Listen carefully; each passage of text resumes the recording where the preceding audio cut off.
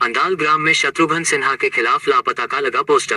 रानीगंज विधानसभा क्षेत्र के अंडाल ब्लॉक के अंडाल ग्राम में टीएमसी के उम्मीदवार सह पूर्व सांसद शत्रुघ्न सिन्हा के खिलाफ लापता का पोस्टर लगा। अंडाल ग्राम के विभिन्न घरों के दीवारों पर यह पोस्ट लगाया गया है।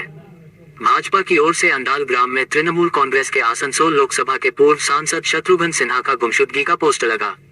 इस विषय में भाजपा किसान मोर्चा पश्चिम बर्दवान जिला के उपाध्यक्ष रविंद्र राय ने कहा कि जब से शत्रुघ्न सिन्हा आसनसोल लोकसभा सीट से जीते हैं, एक बार भी अंडाल ग्राम नहीं आए, न ही इस इलाके के रहने वाले लोगों का हालचाल पूछा।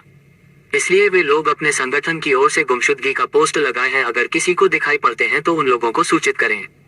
इस विषय में अंडाल ग्राम पंचायत के प्रधान सुधीन पांडेय से पूछे पाने पर कहा कि उन लोगों के पूर्व सांसद शत्रुघ्न सिन्हा हमेशा इन सभी क्षेत्रों का हालचाल पूछते हैं। उन्होंने बहुत सारा कार्य किया है, जिसका परिणाम विगत पंचायत में दिखाई पड़ा। सभी लोगों ने दोनों हाथ उठाकर तृणमूल कांग्रेस का समर्थन किया है। ये सब पोस्टरबाजी बीजेपी का षड्यंत्र है, इससे लोगों पर कोई प्रभाव नहीं पड़ेगा। এটা বিজেপির ফুলি চক্রান্ত।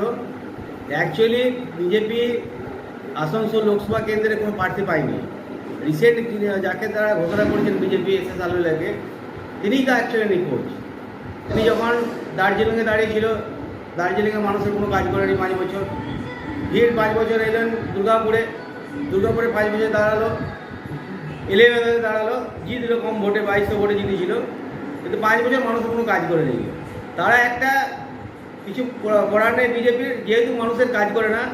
আমাদের পার্টি তৃণমূল কংগ্রেস সর্বক্ষণ মানুষের সাথে থাকে এবং শত্রুঘ্ন সিনহা আপনারা জানেন যে 2022-এ যখন উপনির্বাচন হয়েছিল, তখন তিনি মানুষের আশীর্বাদ পেয়ে, জনগণের আশীর্বাদ পেয়ে তিনি 3,03,000 ভোটে জিতেছিলেন, বিপুল ভোটে।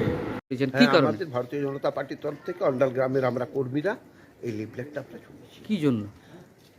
কেন্দ্রীয় সরকারের একটা সঠিক সিদ্ধান্তের বিরোধিতা করে মনোমালিন্য হয়ে পড়ে বাবুল সুপ্রিয় ভারতীয় জনতা পার্টির এখানকার তিনি সাংসদ ছিলেন আসানসোল লোকসভা কেন্দ্রে, উনি সরে যান।